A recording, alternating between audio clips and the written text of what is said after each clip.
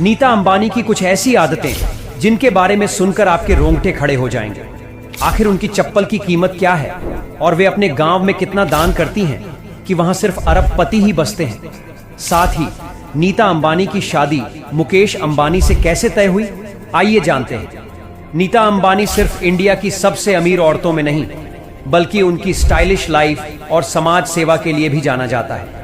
उनकी खूबसूरती, फिटनेस और शौक हमेशा चर्चा में रहते हैं। करोड़ों की साड़ियां, लाखों की लिपस्टिक, महंगे जूते और घड़ियां, सब कुछ उनकी रॉयल लाइफ का हिस्सा है। नीता अंबानी की लाइफस्टाइल एकदम लग्जरी है।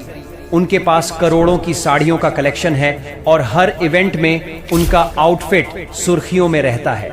हाल ही में उन्होंने एक साड़ी पहनी थी जिसका वजन 8 किलो था और उसकी कीमत सुनकर लोग हैरान रह गए। सिर्फ कपड़े ही नहीं, उनकी लिपस्टिक भी आम नहीं होती। उनके पास ऐसे ब्रांड्स की लिपस्टिक हैं जिनमें से कुछ की कीमत 40,000 रुपए से ज्यादा है। वैसे आपके घर में कितनी कीमत की लिपस्टिक है, कमेंट में बताएं।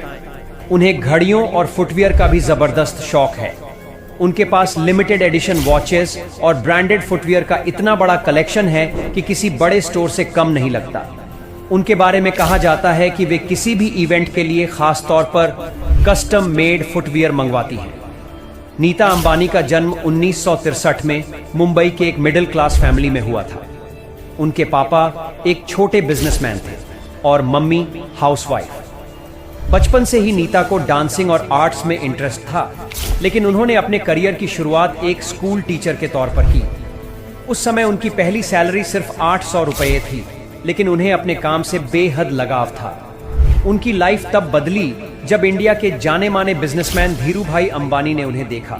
उन्हें नीता की सादगी और कॉन्फिडेंस इतना पसंद आया कि उन्होंने अपने बेटे मुकेश अंबानी के लिए शादी का प्रपोजल भेजा। मजेदार बात यह है कि जब धीरूभाई ने नीता को पहली बार फोन किया तो उन्होंने मजाक में कह दिया, अगर आप धीरूभाई अंबानी हैं तो मैं क्वीन एलिजाबेथ हूं। लेकिन जब उन्हें सच्चाई का पता चला तो वो हैरान रह गई। नीता ने शादी के लिए एक शर्त रखी।